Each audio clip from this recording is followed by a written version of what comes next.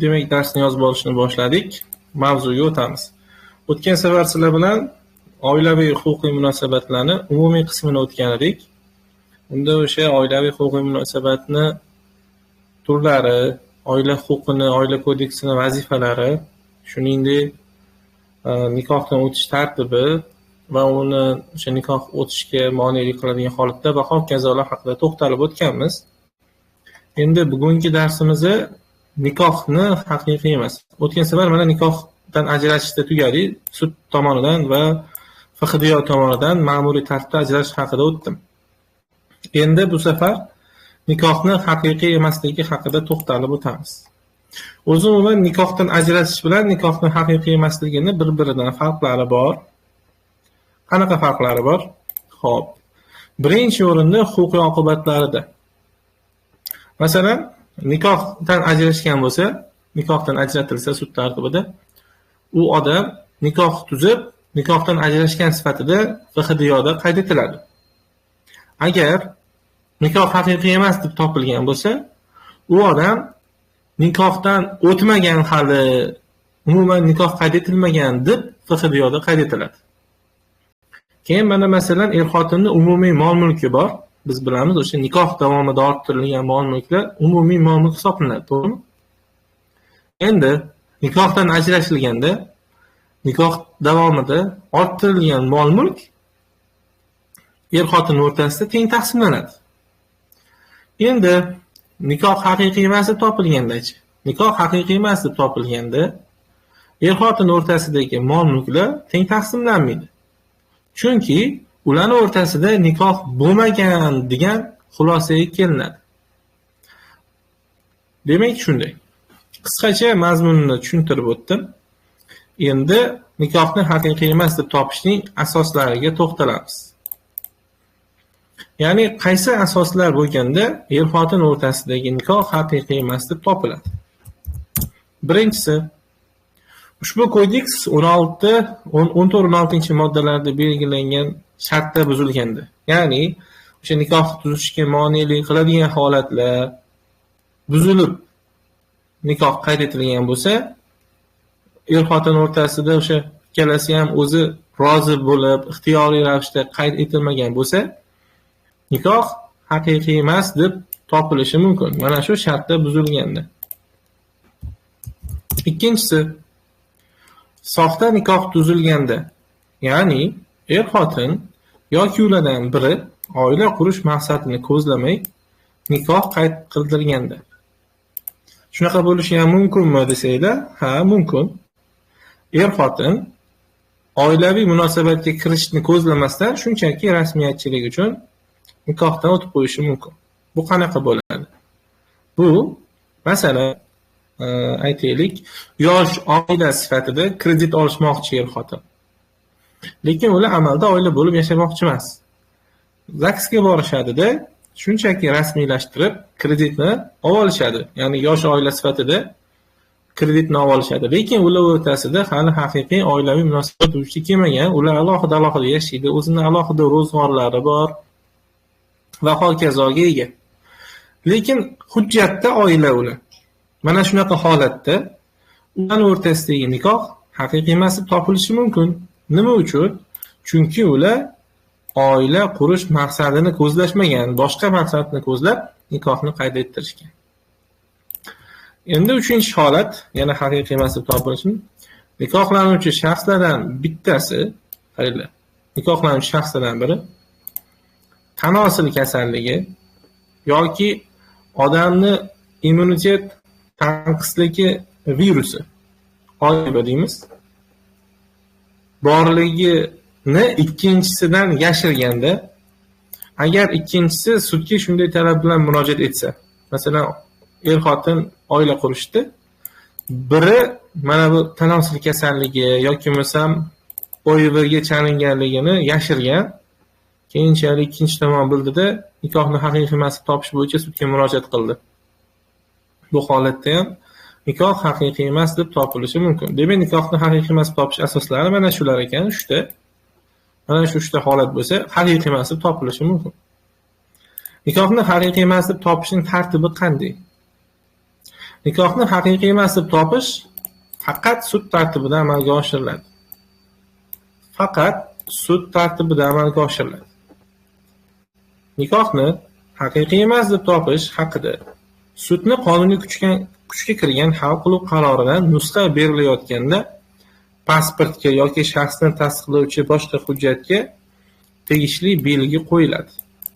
Nikohni haqiqiy emas deb topish haqida sud chiqargan hal qiluv qarori qonuniy kuchga kirgach 10 kun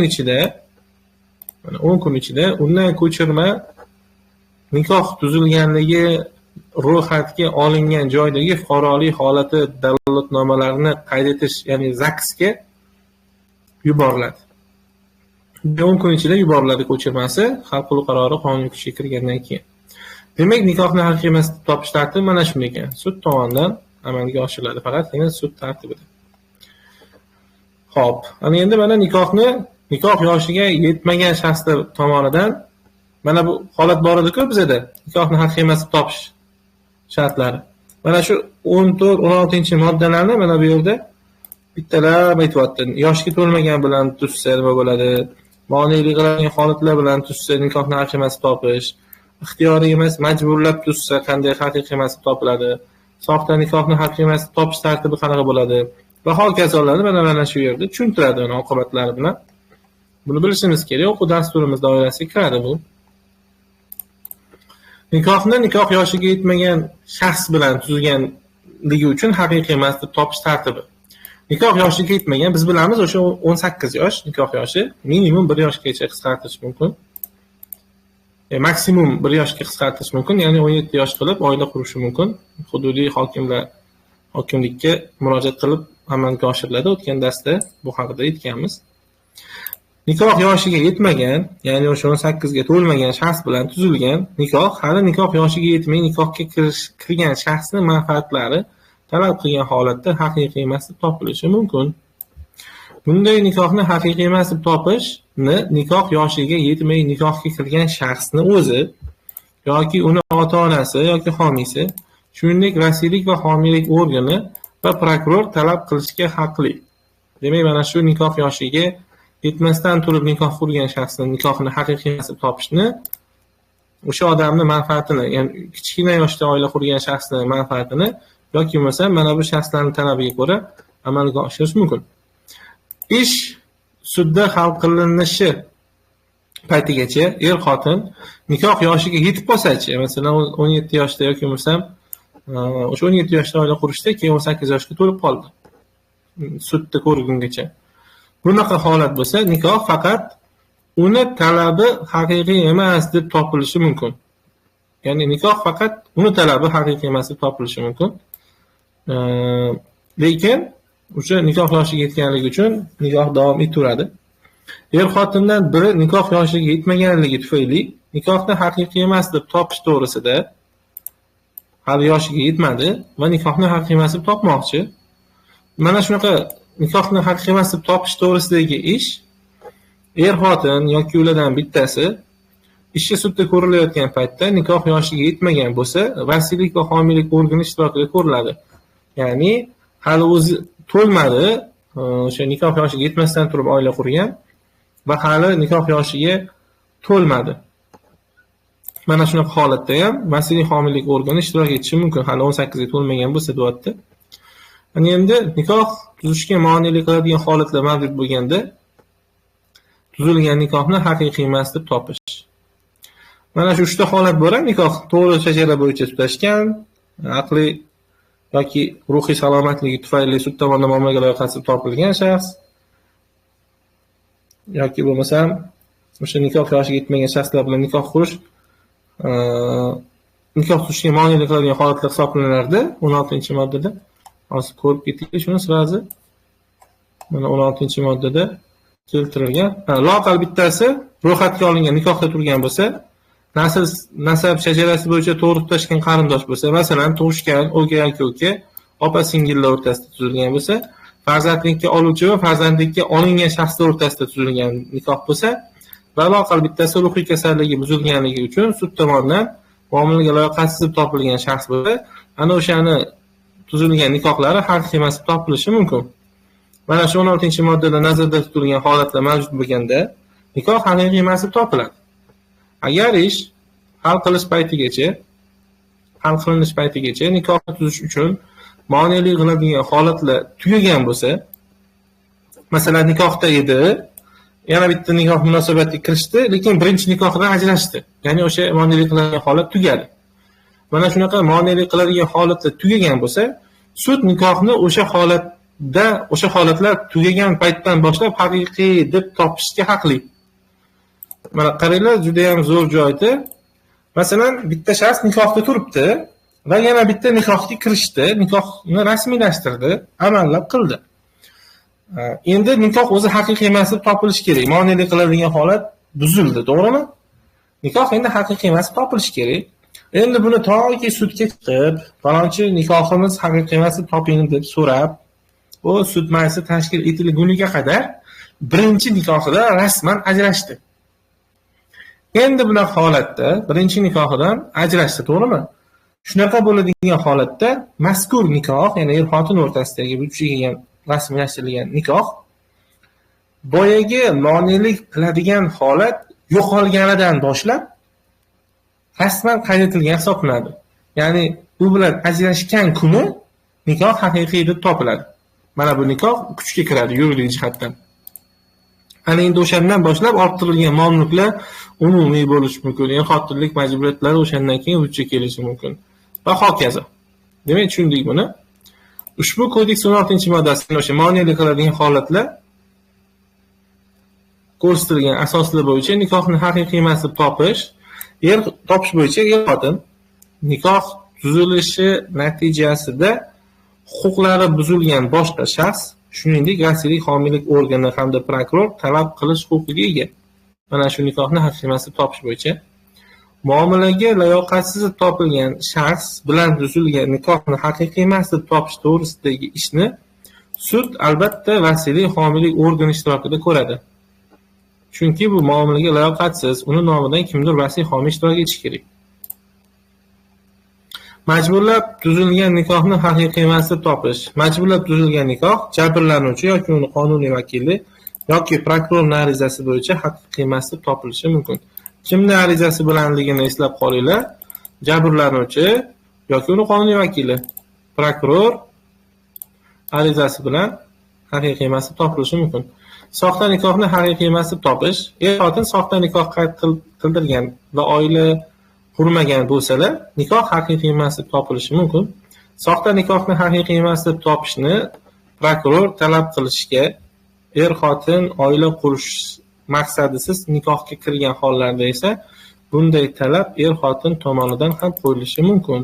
Demak, soxta nikohni haqiqiy emas deb topish bo'yicha prokuror talab qilishga haqqi bor ekan yoki er-xotinning o'zi ham talab qilishi mumkin. Haqiqiy emas deb topish vaqti sud tomonidan haqiqiy emas deb topilgan nikoh tuzilgan vaqtdan boshlab haqiqiy emas deb hisoblanadi. Ya'ni umuman nikoh bo'lmagan deb hisoblanadi. Nikoh haqiqiy emas deb topiladi. Haqiqiy emas deb topishning oqibatlari qanaqa? Xo'p. Haqiqiy emas deb topish nikoh er-xotin o'rtasidagi mana shu ushbu kodeksda belgilangan shaxsiy va mulkiy huquq hamda majburiyatlarni vujudga keltirib chiqarmaydi. Nikohi haqiqiy emas deb topilgan shaxslarning mulkiy huquqlari, mulkiy huquqiy munosabatlari fuqarolik kodeksi bilan tartibga solinadi.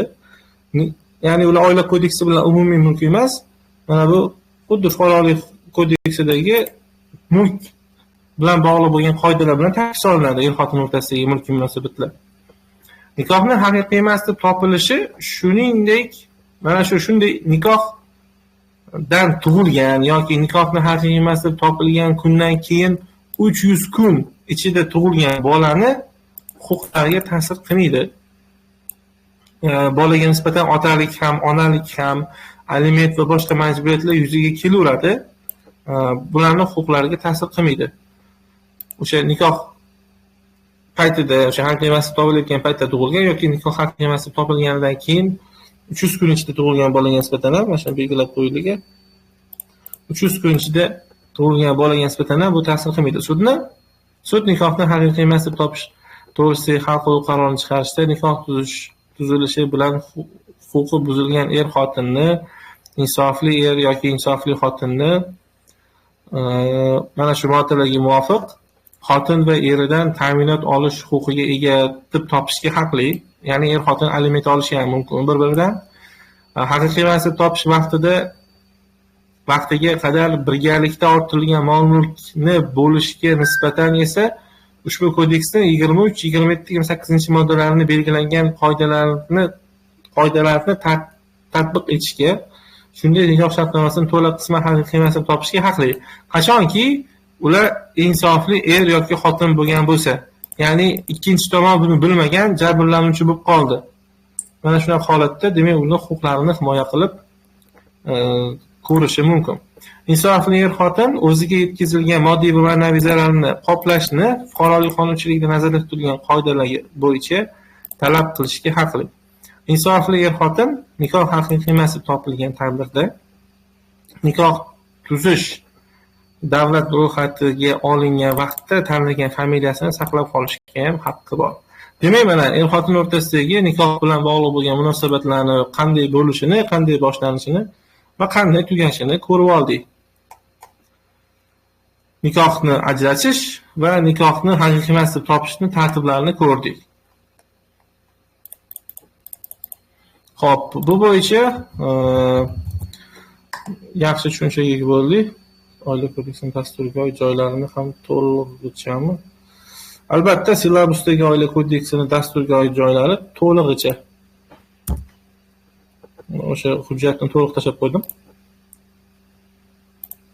Siz belgilangan joylarni o'qishingiz kerak-da, tepadagi. Siz hozir bu kodeks to'liq tashlangani uchun adashib qolasiz.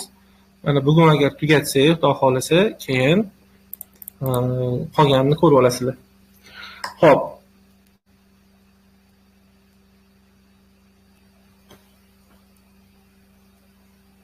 Aytdim-ku, spid yoki o'its kasalligi bo'lsa, nikoh haqiqiy mansab topilishi mumkin agar ikkinchi tomonni bu bo'yicha xabar bermasdan yashirib oilaviy huquq munosabatga kirishgan bo'lsa.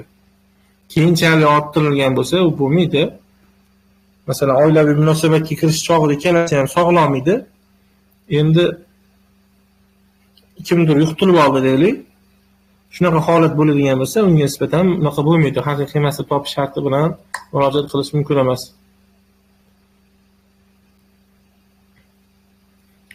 Rozi bo'lsa, ikkalasi ham bunda ketaveradi.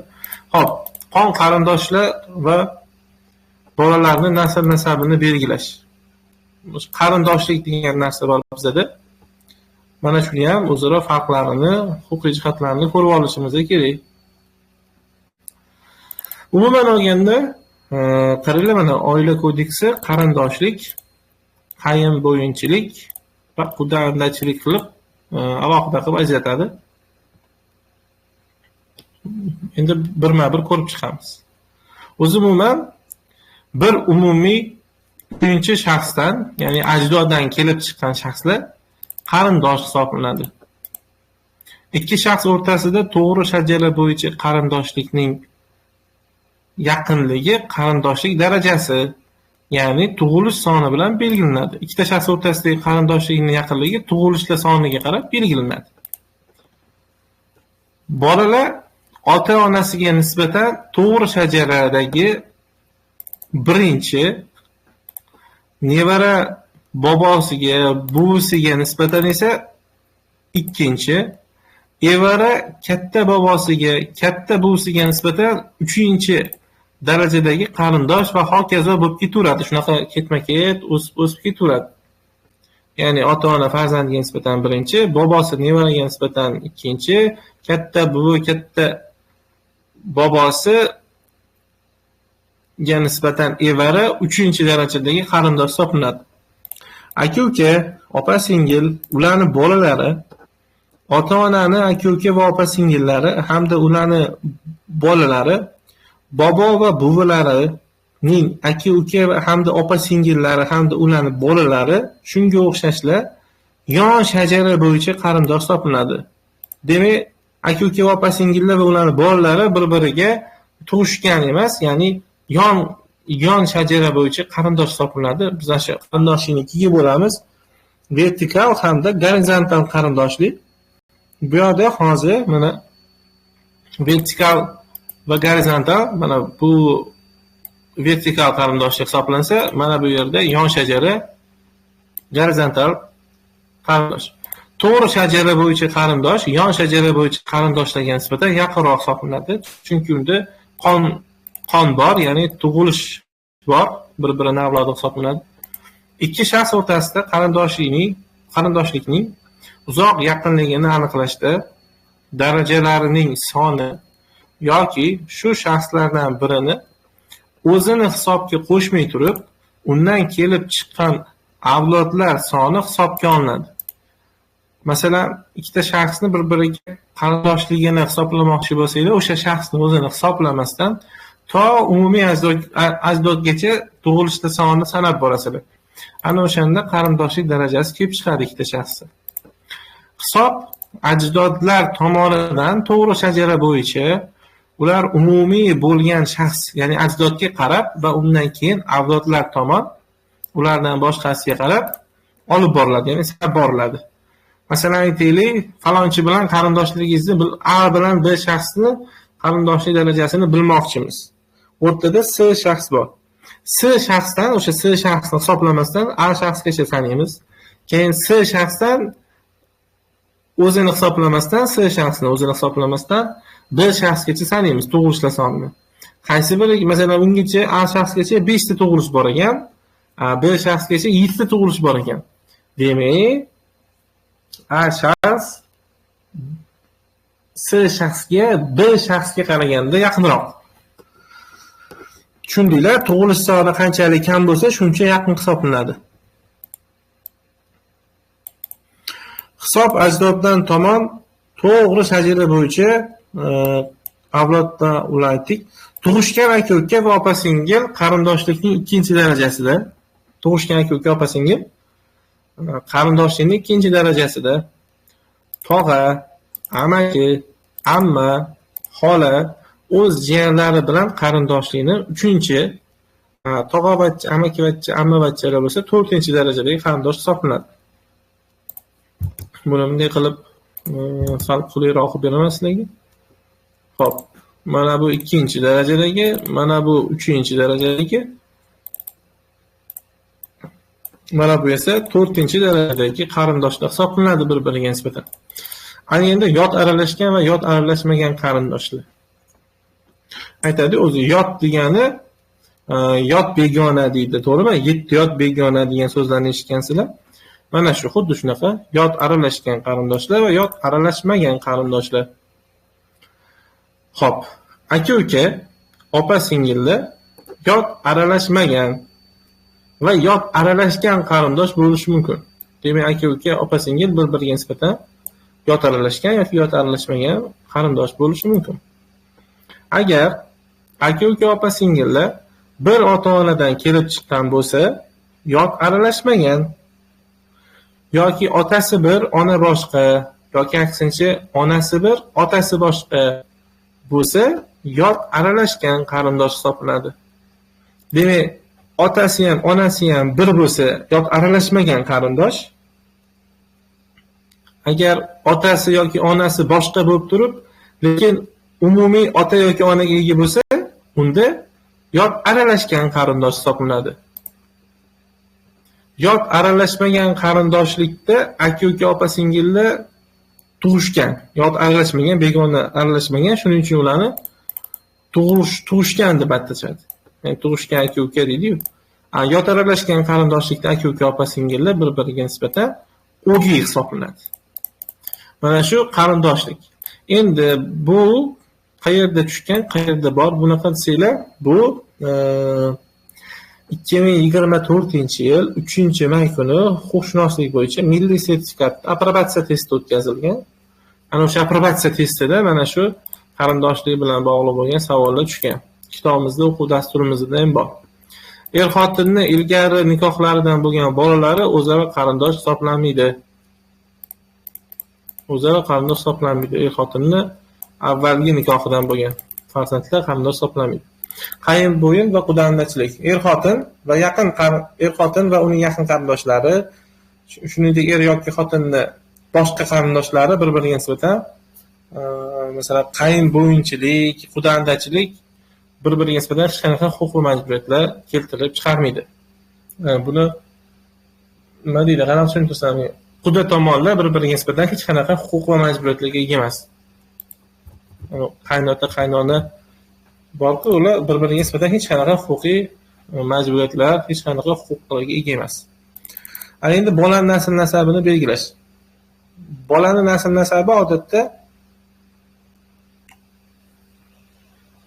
ota avlodi bilan belgilanadi. Mana endi shuni ko'raylik.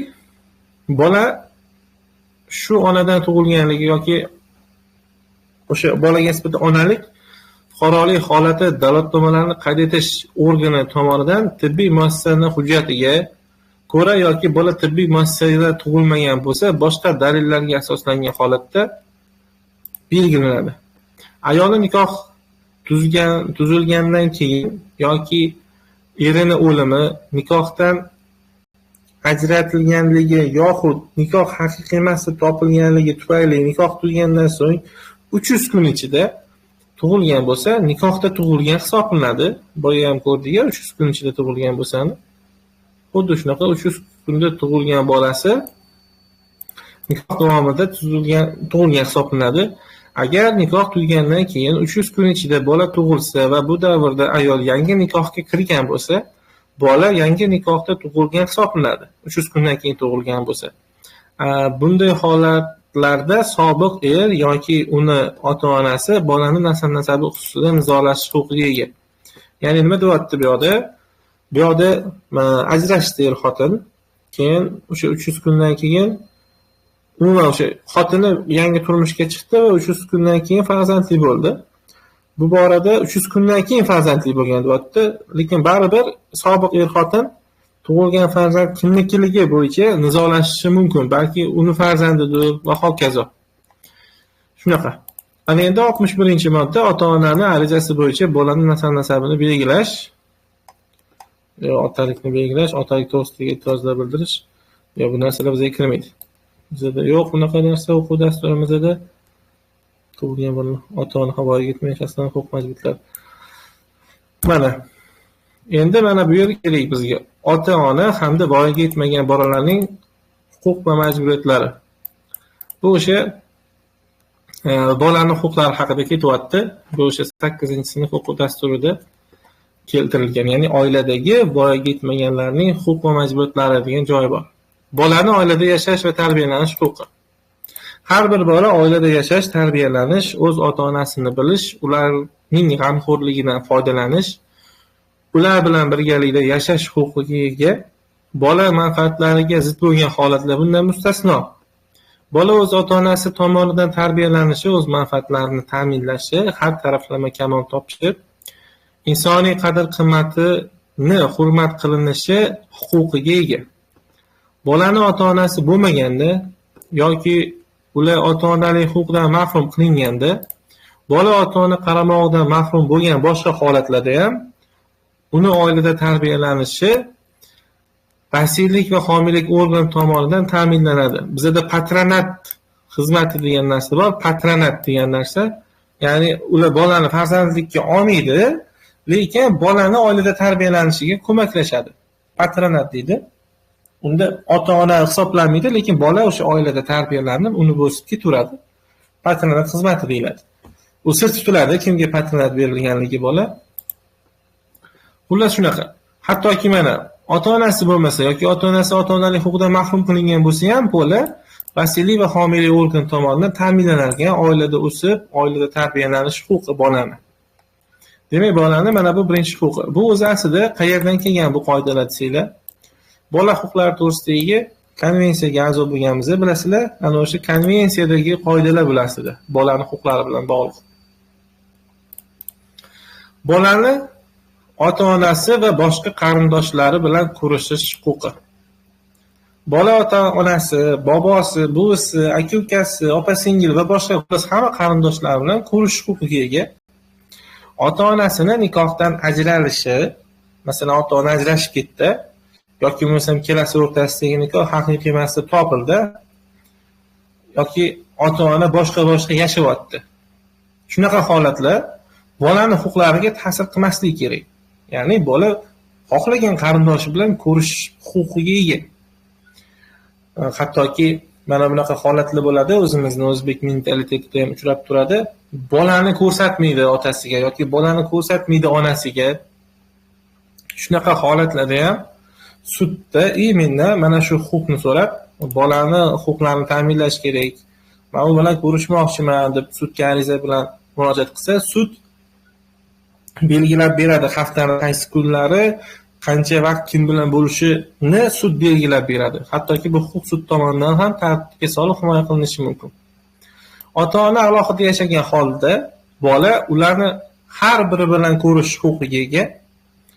Ota-ona turli davlatlarda yashagan taqdirda bola ular bilan ko'rish huquqiga ega. Hattoki turli davlatlarda yashagan bo'lsa ham ko'rish huquqiga ega deyapti. Masalan, favqulodda vaziyatlarga tushib qolgan bola, masalan, o'sha ushlab turish, qamoqqa olish, hibsga olish, davolash muassasasida bo'lish va hokazo holatlarda o'z ota-onasi yoki boshqa qarindoshlar bilan qonunda belgilangan tartibda ko'rish huquqiga ega. Hattoki mana shunaqa holatlarda ham ko'rishish huquqiga ega deb aytilyapti, ko'ryapsizlar. Endi ushlab turish, qamoqqa olish deyapsizlar, bizda bilamiz, jinoyat javobgarlikka tortishni eng kichik yoshi 14 yosh. 14 yoshli bola ham hali 18 ga to'lmagan, voyaga yetmagan hisoblanadi, bola hisoblanadi. Unaqa holatda ham hattoki qarindoshlar bilan ko'rish huquqiga ega deb aytyapti birodar. Ana endi bolani himoyaga bo'lgan huquqi. Xo'p, qanday bo'ladi, kim tomonidan amalga oshiriladi? Mana bu yerda yoshi ham bola desmasam, 10 yosh degan yozib qo'yamiz. Xo'p, bola o'zini huquqi va qonuniy manfaatlarini himoya qilish huquqiga ega. Endi har doim ham bola o'zini huquqlarini himoya qila olmaydi.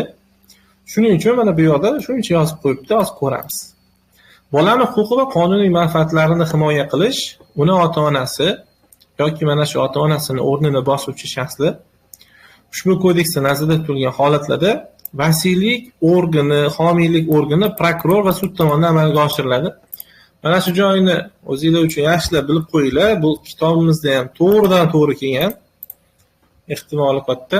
Kimlar tomonidan amalga oshiriladi desa, vasiylik, homiylik organi, prokuror, sud tomonidan amalga oshiriladi.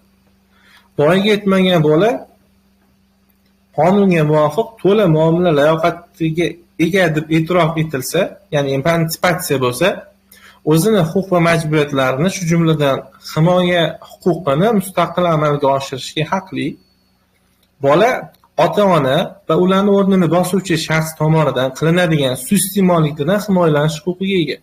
Mana biz ko'ramiz, masalan, bolaga nisbatan g'amxo'rlik qilmaydi yoki bo'lmasa alimentlarni to'lamaydi. Mana shunaqa holatlarda u o'sha bolaga nisbatan qilinadigan suiiste'mollardan bola o'zini huquqlarini himoyalanishi huquqiga ega. Bolani huquq va qonuniy manfaatlari mabodo buziladigan bo'lsa, shu jumladan ota-ona yoki ulardan biri bolani tarbiyalash, ta'lim berish bo'yicha o'zini majburiyatlarini bajarmayotgan bo'lsa yoki lozim darajada bajarmayotgan bo'lsa, yoxud ota-onalik huquqlarini suiiste'mol qilganda bola o'zini huquq va qonuniy manfaatlarini himoya qilishni so'rab, vasiylik, homiylik organiga 14 yoshga to'lgandan keyin esa mustaqil ravishda sudga murojaat qilishi mumkin. Demak, 14 yoshgacha vasiylik, homiylik organiga murojaat qila olarkan, undan keyin sudga ham murojaat qila olarkan 14 yoshdan keyin. Buni tushundinglar? Endi bu narsani masalan bunaqa holat bo'ladigan bo'lsa, to'g'ri, 14 yoshgacha bo'lgan bola bu narsani murojaat qilish haqida xayoliga ham kelmasligi mumkin. Shuning uchun mahalla degan institut bor, maktab degan institut bor, bolani ahvollari bilan shug'ullanib nazorat qilib turadi. Ichki ishlar organlarida, Milliy gvardiyada voyaga yetmaganlar bilan shug'ullanadigan bo'limlar bor, profilaktikalar bor. Ana o'shalar tomonidan mana shular himoya qilinib, nazorat qilib turiladi. Mabodo shunaqa o'zgacha holat sezilsa, o'qituvchisi yoki boshqasi mana shu organlarga xabar beradi. Xo'p, ana endi bolani hayoti, sog'lig'iga xavf tug'ilganidan yoki uni huquq va qonuniy manfaatlari buzilganidan xabardor bo'lgan shaxslar Bu haqda bola ayni paytda yashab turgan joydagi vasiylik homiylik organiga ma'lum qilishi shart. Masalan, qolgan shaxslarga majburiyat yuklaryapti, masalan qo'shnisidir va hokazo. Mabodo o'sha bolaning huquq va manfaatlari buzilayotganini bilsang, vasiylik homiylik organiga bergin, aytgin deyapti. Boyaga aytganimiz o'qituvchisi, ichki ishlar xodimi va hokazolar ham shular qatorida, mana shu bilib qolgan shaxslar qatorida. Shunday ma'lumotlarni olgach, vasiylik homiylik organi bolani huquq va qonuniy manfaatlarini himoya qilish yuzasidan ko'rilishi kerak bo'lgan zarur choralarni ko'rish shart. Endi oilada bolani o'zini fikrini erkin ifoda etish huquqi. Biz o'sha konstitutsiyada ham ko'rganmiz, o'ziga doir masala hal etilayotganda bola o'zini huquqlarini erkin ifoda etish huquqiga ega. Oilada bolani manfaatlariga taalluqli har qanday masala muhokama qilinayotganda yoki hal qilinayotganda bola o'z fikrini ifoda etishga, shuningdek har qanday sud muhokamasi yoki ma'muriy muhokama davrida so'zlashga haqli. Bunday qaror qabul qilishga vakolatli bo'lgan organ yoki mansabdor shaxs bolani manfaatlariga taalluqli masalani hal qilishda bolani fikri va uni yoshidan qat'iy nazar ko'rib chiqishi, bolani necha yosh bo'lishidan qat'iy nazar ko'rib chiqishi hamda bolani eng ustun munosabatlardan kelib, manfaatlardan kelib chiqib qaror qabul qilish kerak. Masalan, ota-onasi alohida yashaydi, bolani qaysi maktabga chiqish masalasi muhokama bo'lyapti. Bolani men bu maktabga chiqaman deb aytishi mumkin bola. Masalan, endi bu o'sha bolani manfaatlaridan kelib chiqib muhokama qilinadi. Yoki bo'lmasa ota-onasi ajrashyapti, boladan so'rayapti, adang bilan ketasanmi, oying bilan ketasanmi? Bunaqa holatda ham o'sha bolani fikri inobatga olinadi, lekin baribir bolani manfaatlaridan kelib chiqadi. Ya'ni bola kim bilan bo'lsa, bola uchun yaxshiroq. Onasi bilan tarbiyalangani yaxshiroqmi yoki otasi bilan tarbiyalangani yaxshiroqmi? Kim bolaga nisbatan ko'proq vaqt ajrata oladi? Kim o'sha bolaning manfaatlarini ko'proq himoya qila oladi? Mana shuni hal qiladigan organ ko'rib chiqib, mana shu joyda hal qilish kerak. Bu yerda aynan mana shu narsani gap ketyapti. Bolaning ismi, otasining ismi va familiyasini olishga bo'lgan huquqi. Hozir mana shu o'zgartirish va hokazolar bilan bog'liq sizlarga yaxshi tushuntirish beraman. Xo'p, bola ism, otasining ismi va familiyasini olish huquqiga ega. Bolaga ism va ota-onasini bolaning ismi ota-onasini kelishuviga ko'ra ota ismi, ya'ni otasining ismiga ko'ra beriladi. Bolaning familiyasi esa o'sha milliy urf-odatlarimizdan kelib chiqib, ota-onaning familiyasiga qarab belgilanadi. Ota-ona turli familiyada bo'lsa, ota-onani kelishuviga ko'ra bolaga yo otasini yo onasini familiyasi beriladi. Ota-onani xohishiga ko'ra bolaga yoki o'sha ota yoki ona tomonidan milliy an'analarga ko'ra bobosining ismi bo'yicha familiya berilishi ham mumkin. Odatda bizda ko'pchilik holatda shunaqa, bobosining ismini familiya qilib olishadi. Chunki milliy an'ana bu. Ota-ona o'rtasida bolaning ismi yoki familiyasi bo'yicha kelishuv bo'lmaganda, ya'ni qaysi familiyaga o'tish, ota-ona turli familiyada qaysi familiyaga o'tish bo'yicha er-xotin kelishuvga ega emas, nizo kelib chiqdi. Mana shu nizo vasiylik homiylik organi tomonidan hal etiladi. Sud tomonidan emas, e'tibor beringlar, vasiylik homiylik organi tomonidan hal etiladi. Endi bolani demak ism o'sha tug'ilganda qo'yiladi, familiyasi tug'ilganda belgilanadi. Endi bolani ism familiyasini o'zgartirish qanday amalga oshiriladi? Masalan, fuqarolik holati dalolatnomalarini qayd etish, FHDYO, ZAKS deymiz, FHDYO organi ota-onani birgalikda, qaranglar, ikkalasi ham ariza berish kerak. Birgalikdagi arizasiga binoan bola 16 yoshga to'lguncha bola manfaatlarini e'tiborga olib, uni ismini o'zgartirishga, shuningdek, unga berilgan familiyani ham otasi yoki onasini familiyasiga qarab o'zgartirishga haqli. Demak, tushundiga birgalikda ota-ona ariza beradi.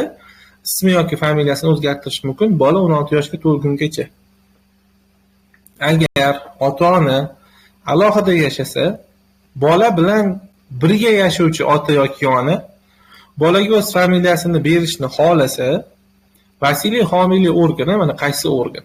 Vasiylik homiylik organi bu masalani bolaning manfaatlari va ota-onaning fikrini hisobga olgan holatda hal qiladi.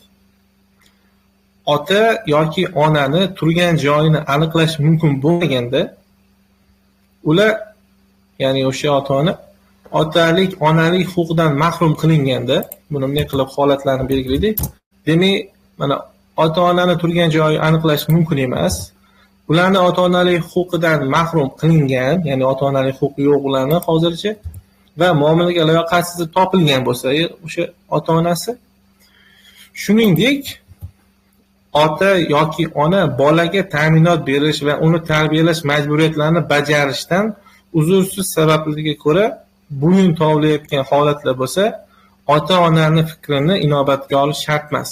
Ya'ni o'sha aliment to'lash kerak, aliment to'lamayapti. Mana shunaqa holatlarda, mana shu 4 ta holatlarda ota-onaning fikrini inobatga olish shart emas deyapti qonunchilik.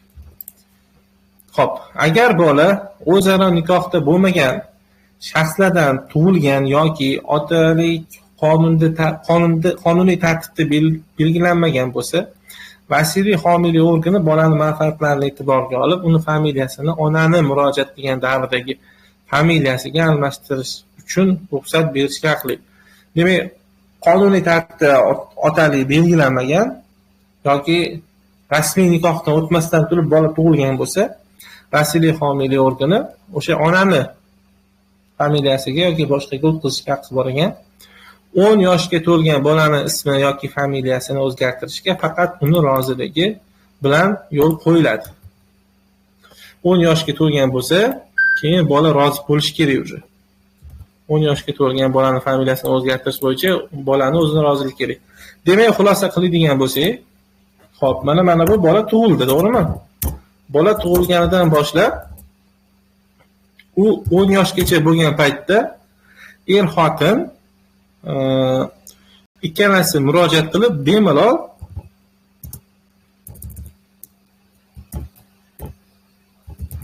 er-xotin birgalikda ariza berib bemalol uni ismini o'zgartirishlari mumkin. Endi agar bola 10 yoshdan 16 yoshgacha bo'lsa, hop, bu yerda bolaning roziligi talab etiladi. 10 yoshdan 16 yoshgacha bo'lsa, buni yosh deb belgilaylik. Bu yerda ham yosh. Bolaning roziligi talab etiladi bunaqa holatda. Endi bola 16 yoshdan boshlab o'zi murojaat qilishi ham mumkin. 16 yoshgacha. Bunda faqat ota, ona roziligi talab etiladi. 18 yoshdan keyin mustaqil o'zini ism familiyasini o'zgartirish mumkin. Mana shu qoidani eslab qolinglar. Mana masalan aytaylik, bola tug'ilgandan boshlab bolaga o'sha er-xotin qaysi nimani o'qisak bo'ladi, misol qilib keltiraman. Masalan, ular o'sha Real Madrid muxlisi ekan er-xotin. Misol qilib keltiramiz, bolaga Ronaldo deb ism qo'yishdi. Bolaga Ronaldo deb ism qo'yishdi. Lekin bola 10 yoshlarga yetgandan keyin shuni yetdi, Ronaldo unga yoqmas ekan, unga Messi ko'proq yoqar ekan. Lekin bola ismini o'zgartira olmaydi bu paytda. O'zi mustaqil o'zgartira olmaydi. Ota-onasi unga qarshi bo'lishdi, masalanda endi. Keyinchalik 16 yoshdan boshlab bola o'zi murojaat qildi. Ota-onasi hali ham Real Madrid muxlisi. Unga ham ruxsat berishmadi Ronaldoni boshqa ismga o'zgartirishga. Keyin bola 18 yoshga to'lganidan keyin o'zi mustaqil ismini Messi qilib o'zgartirish huquqiga ega bo'ladi. Chunki bola Barselona muxlisi, ya'ni baribir Barsa zo'rligini tushunib yetgan 18 yil davomida xuddi shunaqa holat. Demak, shu ismlarni o'zgartirish bilan bog'liq bo'lgan bolaning huquqlari. Mana bu misol bilan tushunib olsanglar yana ham yaxshi bo'ladi.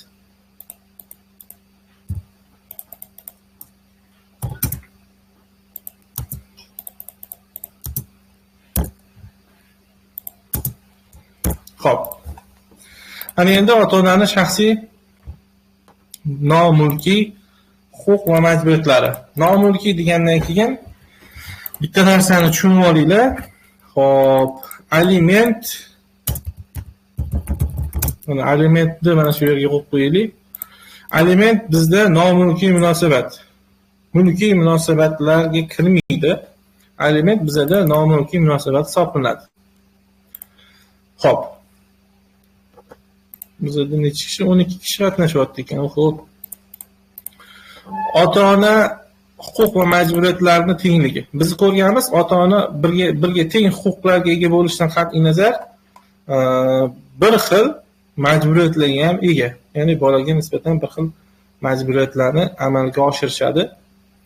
Xuddi shunday, ota-ona nomulkiy huquq va majburiyatlar ichida aliment ham bor.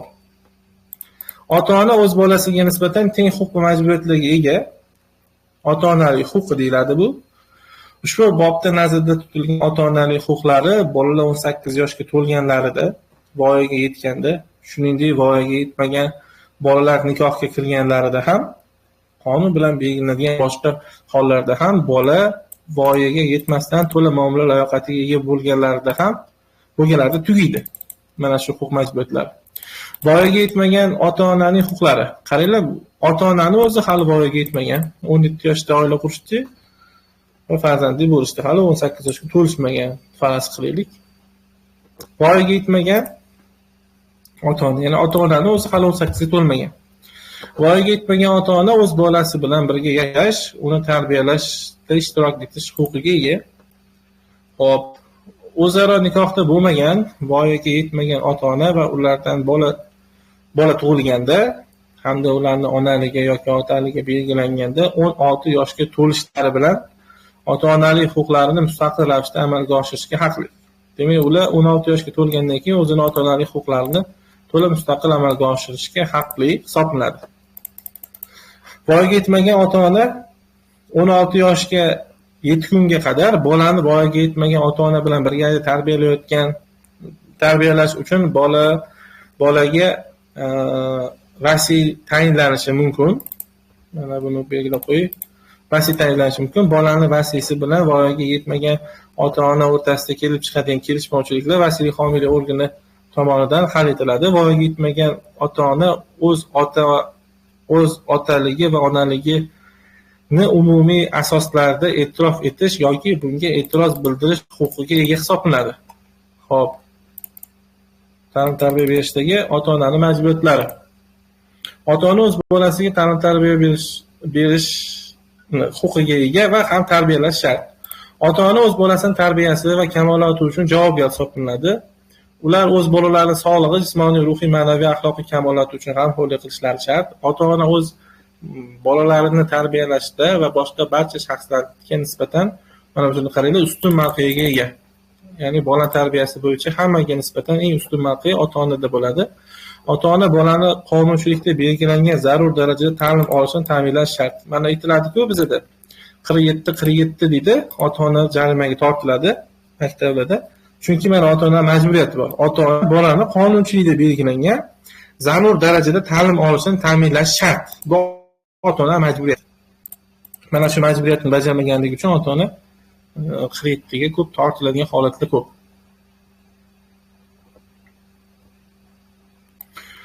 Xo'p, bolalar ota-ona manfaatlarini himoya qilishda ularning ota-onasi zimmasiga yuklatilishi.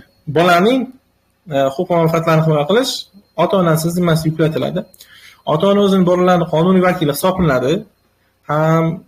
Hamda har qanday jismoniy va yuridik shaxslar bilan bo'ladigan munosabatlarda, hattoki sudda ham alohida vakolatlarsiz, hech qanaqa rasmiyatchiliklarsiz, alohida vakolatlarsiz qatnashib, bolaning huquqlari va manfaatlarini himoya qilishi mumkin. Vasiylik va homiylik organi tomonidan ota-ona va bolalar manfaatlari o'rtasida qarama-qarshilik borligi aniqlansa, qaranglar, ota-ona bilan vasiylik homiylik organi o'rtasida qarama-qarshiliklar borligi aniqlanganda, ota-ona o'z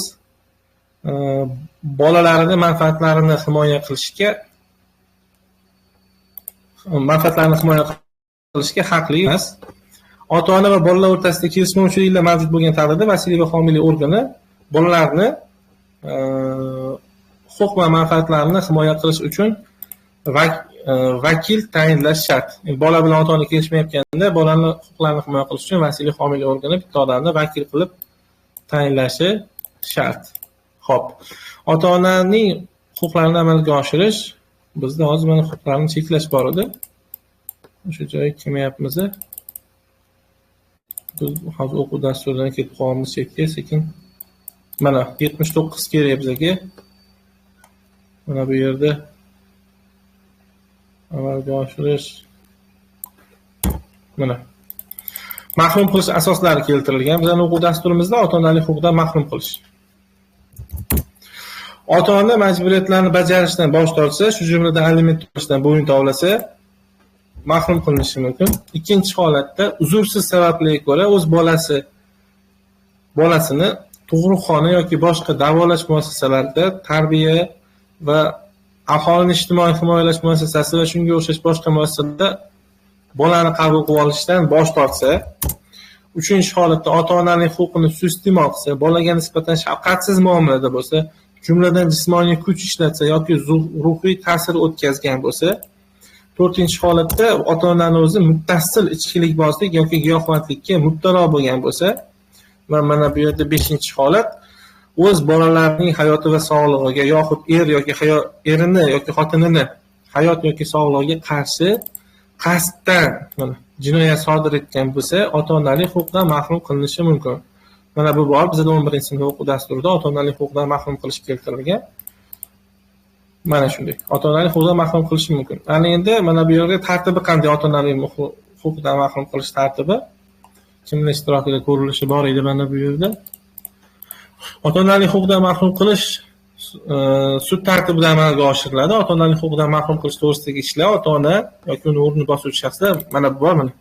Prokurorning, shuningdek voyaga yetmagan bolaning huquqlarini himoya qilish majburiyati yuklatilgan organ, muassasa, vasiylik homiylik organi, bolalar masalasi bo'yicha milliy komissiya, yetim bolalar va ota-ona qaramog'idan mahrum bo'lgan bolalar masalasi hamda boshqa muassasalarning da'vosiga binoan ko'riladi. Ota-onalik huquqidan mahrum qilish to'g'risidagi ishlar mana prokuror, vasiylik homiylik organi ishtirokida. Kimlar ishtirokida desa, mana shuni aytasizlar, prokuror hamda vasiylik homiylik organi ishtirokida ko'rib chiqiladi. Prokuror ishtirok etishi shart bo'lgan holatda bu. Sud ota-onalik huquqidan mahrum qilish to'g'risidagi ishlarni ko'rib chiqishda bolani ta'minoti uchun ota-onalik huquqidan mahrum qilgan ota-onadan ularning biridan aliment undirish masalasini hal qiladi. Xo'p. Mana shu yerda adashib qolmanglar. Bilimni baholash agentligi, o'sha bilim va malakalarni baholash agentligi tomonidan shunaqa anavi qo'llanilgan alimentni bekor qilish degan so'z ishlatilgan. Testda noto'g'ri bo'ladi o'sha. Ya'ni bitta narsani tushunib olinglar, bolani aliment olish huquqi hech qachon bekor bo'lmaydi. U bola 18 yoshga yetgunigacha ta'minlanishi shart bo'lgan holat hisoblanadi. Shuning uchun bolani aliment olishini hech kim taqiqlab qo'yish yoki cheklash mumkin emas. Bu bolaning huquqlari. Shuning uchun mana bu yerda DTM tomonidan to'g'ri noto'g'ri ma'lumotlarni aniqlang degan savol bo'lgan. Bilimni baholash agentligi tomonidan o'sha yerda shunaqa deyilgan. Sud ota-onalik huquqidan mahrum qilish to'g'risidagi ishlarni ko'rib chiqishda bolani ta'minoti uchun ota-onalik huquqidan mahrum qilingan ota-onadan aliment undirishni bekor qilish, mana buni qo'shib qo'yishgan. Alimentni undirishni bekor qilish masalasini hal qiladi degan. Shu noto'g'ri bo'ladi. Agar sud ota-onalik huquqidan mahrum qilish haqidagi ishlarni ko'rishda ota-ona yoki ularning birini harakatida jinoyat alomatlari mavjudligini aniqlasa, bu haqda sirazi prokurorga xabar berish shart sud tomonidan. Xo'p, ana endi sud ota-onalik huquqidan mahrum qilish haqidagi sudning hal qilib qarori qonuniy kuchga kirgandan keyin 3 kun ichida qarorning ko'chirma nusxasi bola tug'ilganligi davlat tomonidan ro'yxatga olingan o'sha FHDYoga yuborilishi shart. Ya'ni otalik, onalik bekor qilingani haqida FHDYoga sirasi 3 kun ichida ma'lumot berilishi mumkin. Xo'p, ana endi yana bitta holatni ko'rishimiz kerak, ota-onalik huquqini cheklash. Xo'p, endi men oqibatlari ham bor bu yerda. Oqibatlarni qisqacha tushuntirib o'tib ketish kerak o'zi, chunki to'liq emas-da bu. Men belgilab qo'yaman shu moddani. Xo'p. Mana masalan, ota-onalik huquqidan mahrum qilish ota-onani bolaga nisbatan majburiyatlarini bekor qilmaydi. Ya'ni ota-ona aliment to'laydi. Lekin ertaga voyaga yetgandan keyin yoki boshqa holatda ota-onalik huquqini amalga oshirishdan mahrum qiladi. Masalan, aytaylik, mana masalan farzanddan o'lib qolsa, vafot etsa, farzandning mol-mulki uning yaqin qarindoshlari o'rtasida qonuniy meros bo'yicha taqsimlanadi, to'g'rimi? Endi agar ota-onalik huquqidan mahrum qilingan bo'lsa, unga bu narsa tegmaydi. Chunki u mahrum etilgan bu huquqdan. Endi qo'pol misol bo'ldi, lekin tushunishingiz uchun aytyapman. Yoki masalan 18 yoshdan keyin bola aliment to'lash kerak, to'g'rimi? Ota-ona huquqidan mahrum qilingan bo'lsa, unda ham bola 18 yoshdan keyin to'lamaydi alimentni. Lekin bola 18 ga to'lgunigacha ham to'laydi.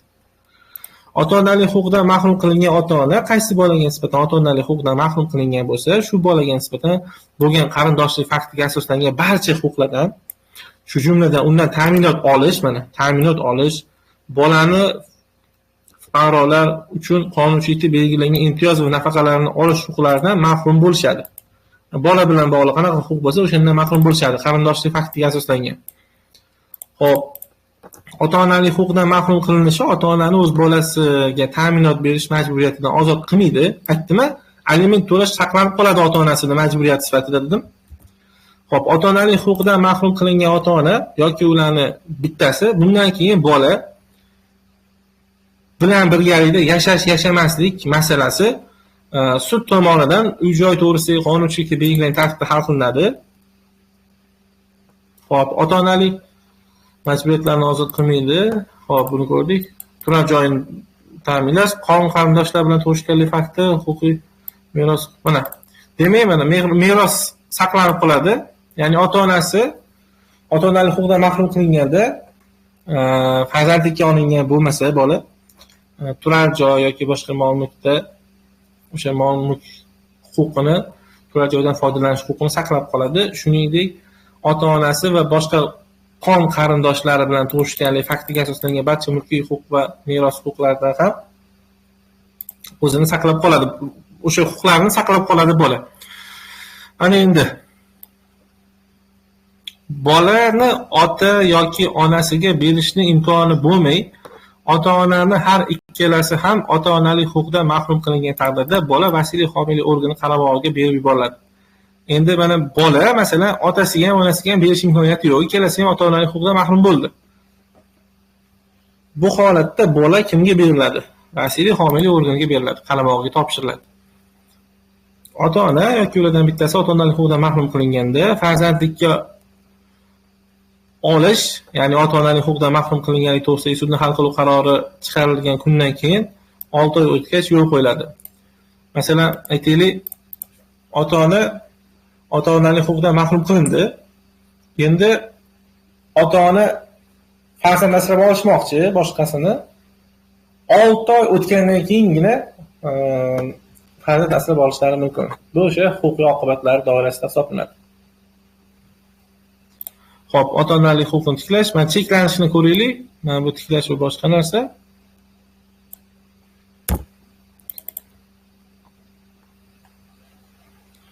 Sud bolani manfaatlarini hisobga olgan holatda ota-onalik huquqidan mahrum qilmasdan turib, bolani ota-ona va ularni bittasini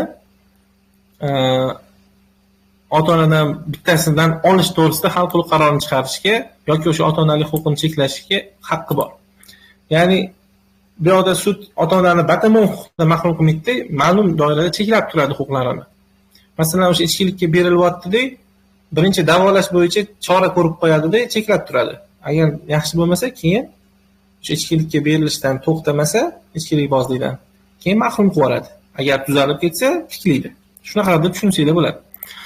Bolani ota-ona yoki ulardan biri bilan qarindoshni ota-onadan bittasida qoldirish ota-onaga bog'liq bo'lmagan sabablarga, masalan, ota-onaning ruhiyati buzilsa, kasal bo'lsa, og'ir holatda bo'lsa, bola uchun xavfli bo'lsa, ota-onalik huquqini cheklashga yo'l qo'yiladi.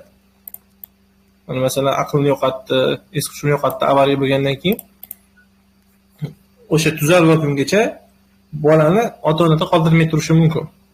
Agar bolani ota-ona yoki ulardan bittasi bilan qoldirish oqibatida ota-onani xulq-atvori bola uchun xavf tug'dirsa,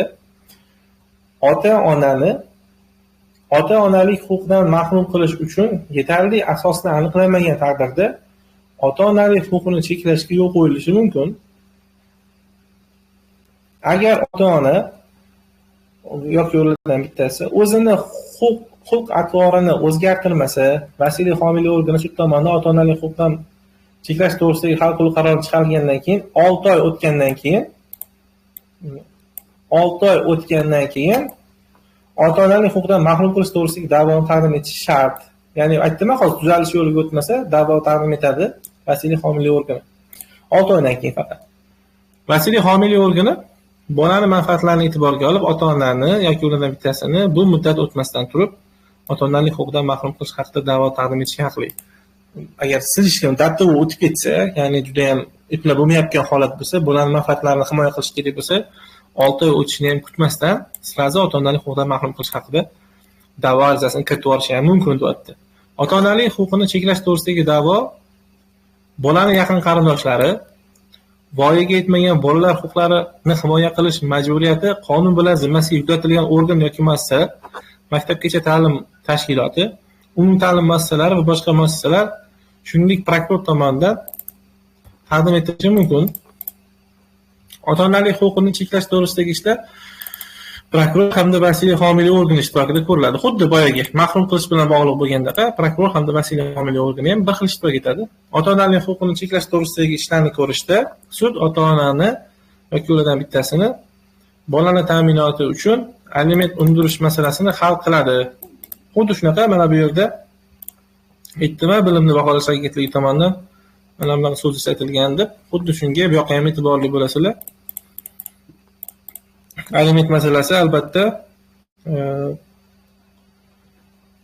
bekor bo'lmaydigan narsa, u faqatgina bola voyaga yetishi bilan yoki bola buni bolasi bo'lmay chiqqanda bekor qilinishi mumkin. Xo'p, demak, oila huquqini ota-onalik huquqidan mahrum qilish, ota-onalik huquqini tiklash bilan bog'liq bo'lgan jihatlarni ko'rdik. Hozir men bir videoni saqlanib qilib, alohida qilib saqlanib qo'yaylik, chunki 1 soat bo'ldi. Videoni sifatiga ta'sir qiladi.